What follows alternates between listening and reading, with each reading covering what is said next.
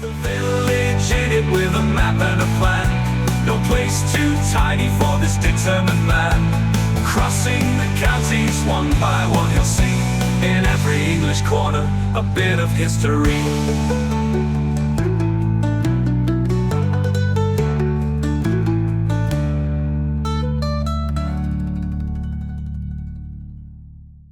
The East Lindsey series is sponsored by Gainsborough Cycles 01427 617 752. For all your cycling needs, this is your one-stop shop located at 20 Ropery Road, Gainsborough, or online at gainsboroughcycles.com. There's a link in the description.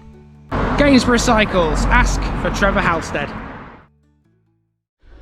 Welcome back to East Lindsey again, everybody. We're going to wrap the week up with a really weird one.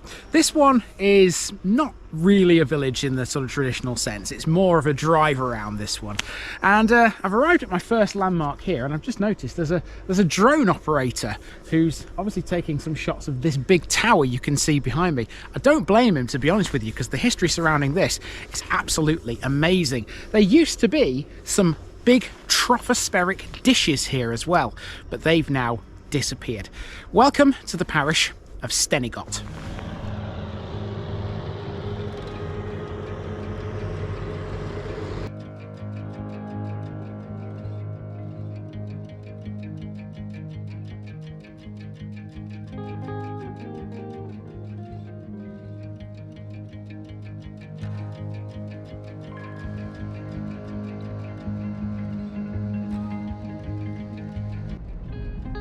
Stenigot, Stony Place Spur.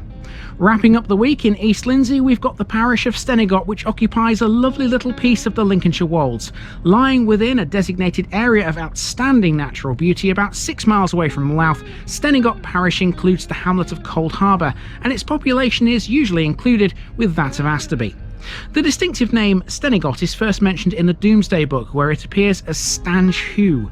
This is thought to be a variant of the Old English Stana Her, meaning the spur of a hill.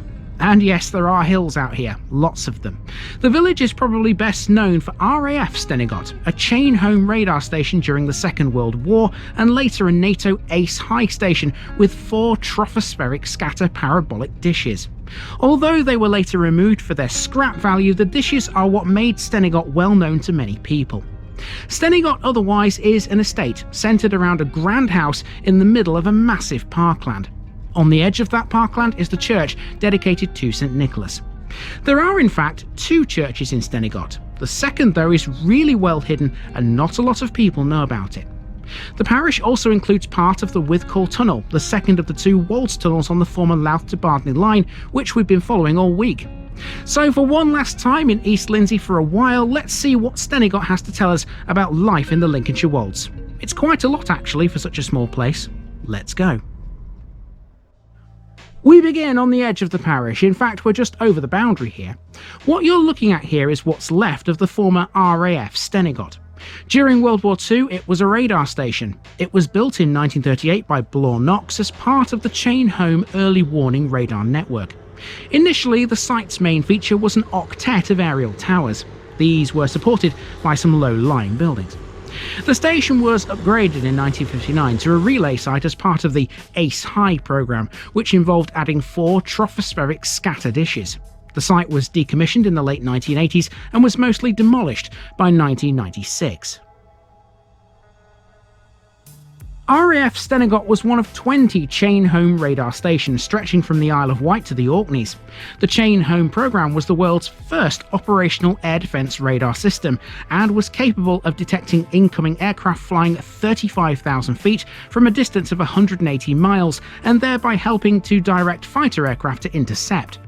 The system comprised a transmitter block shielded by blast walls to broadcast the radar waves from 4 tall transmitter towers, only one of which now survives. This huge monolithic structure on the edge of the site is a Grade 2 listed structure because it's the best preserved and most complete chain home transmitter tower surviving in its original location anywhere in the British Isles. It's actually still used by the RAF Aerial Erector School for selection tests for possible recruits. Known as Stenigot Tower, it's also used by various two-way radio providers as a common base repeater site due to its vast coverage of Lincolnshire.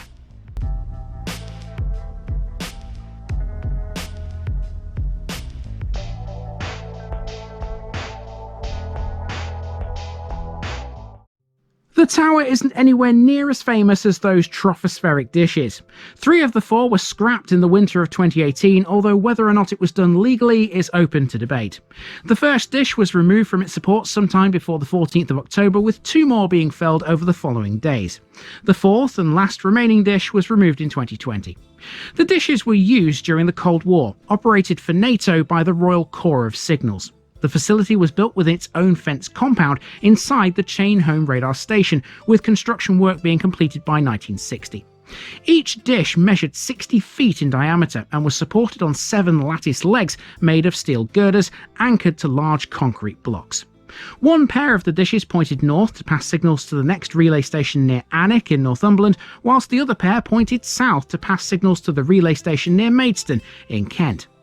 The entire site was surrounded by floodlights and continued in operation until the early 1990s, when new forms of communication technology rendered Ace High obsolete. Now we're driving into Stenigot itself, where you'll find not just 1 but 2 churches. One of them is easy to find, marked as it is on many maps of the area. The other one is a little harder to spot and not many people actually know about it. It's little wonder then that a lot of people that do know about it term it the most isolated church in the county. The so-called Old Church is not even on OS Land Ranger maps. It's located in the middle of a vast sheep pasture 3/4 of a mile away from Stenigot itself.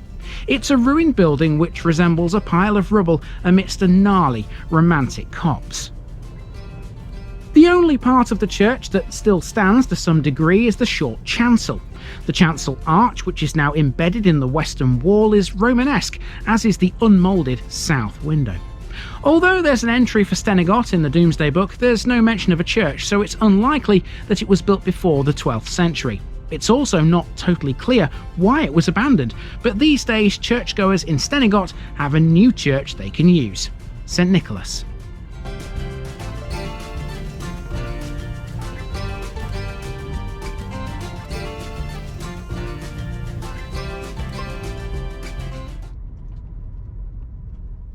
Now, according to my sources, the site of the old church is somewhere in this big sheep pasture here.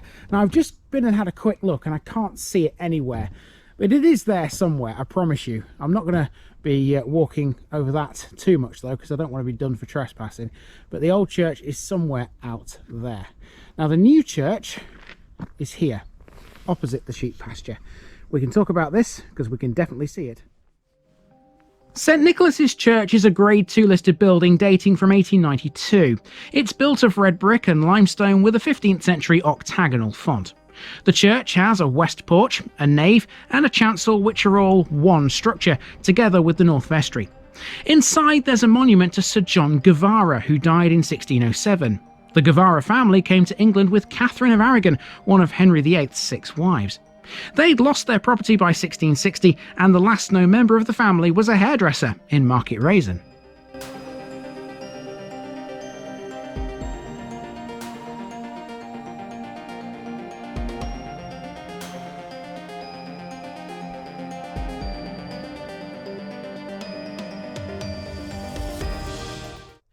Okay, now for the rest of this episode, it's all going to be done in the car because there isn't really anywhere else that I can show you that's sort of publicly accessible, because Stenigot is a big estate, and at the centre of that estate is Stenigot House, and the rest is parkland, and we can't get to any of it, but I can at least drive through it on the public roads and take you out towards the hamlet of Cold Harbour, and that will effectively wrap this episode up. To do all that, we need to take the road that's down the side of this church, and it'll take us out of Stenigot and on to the next one here in East Lindsey. Stenigot village isn't really a village. Rather, it's more accurately a huge estate with a vast expanse of parkland. At the centre of it all is Stenigot House. There was, though, a much more substantial village here in medieval times. The possible site of the deserted medieval village is around the church on the axis of the valley. Today, most of that is under pasture. Aerial photographs show the earthworks of a small agricultural enclosure divided by a field road and overlaid with cattle tracks radiating from an old gateway. The earthworks suggest desertion to the east of the church. Medieval settlement remains have also been recorded, surviving as earthworks in the area of Stenigot House. These remains comprise buildings, tofts, crofts, hollow ways, enclosures, ridge and furrow, and stack stands. Finding out anything of note about Stenigot House was next to impossible. It's one of the most private estates in Lincolnshire and completely off limits to the public. That means there wasn't a lot of point sticking around here. Let's talk about the Withcall Tunnel instead. The Withcall Tunnel is the second of the two Wolds tunnels on the former Louth and Bardney railway line.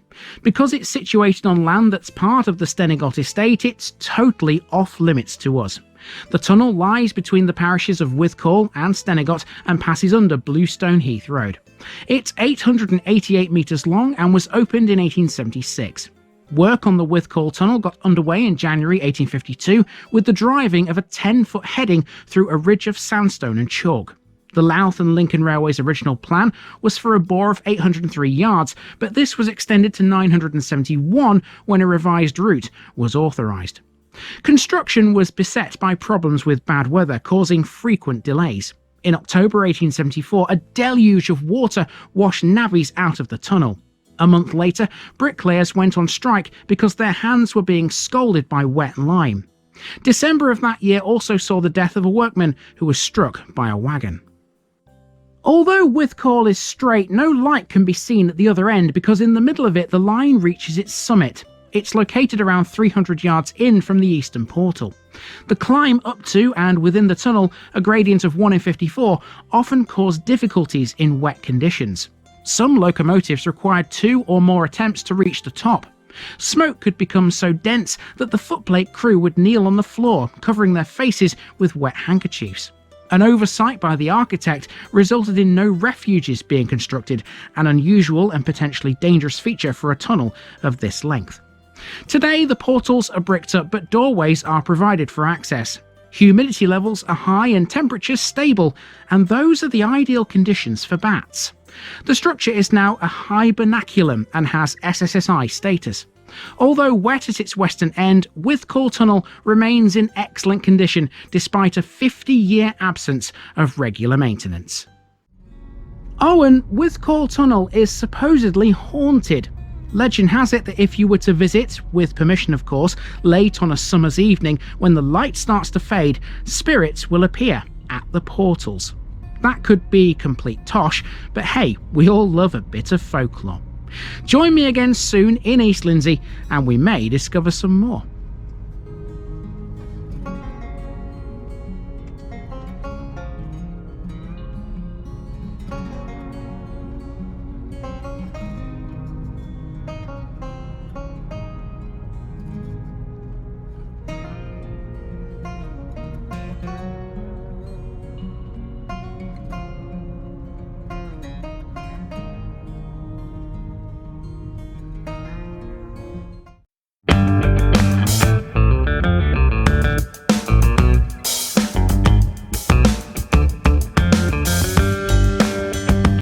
Now, just before I go, remember, this video is part of a huge project to visit every civil parish in England. That's more than 10,000. These routes are pre-planned, and due to time constraints, I can't cover every detail or walk down every street. Please don't complain if this video missed something out. I pronounce names how I choose to. I am very aware that local dialect may vary, and I don't take kindly to criticism about this. You've been warned. It's impossible to know everything too. If this video was terrible, make your own. If you're a regular watcher of The Village Idiot, you're not the only one. If you've got a small business, why not use my videos to advertise it? Leave a comment below if you're interested. And finally, thanks for watching this episode, everybody. Give us a like and a subscribe if you've enjoyed this episode, and share it with your friends and relatives. It all helps to keep this mission going. Until next time, I've been Andy, also known as The Village Idiot, and I'm out.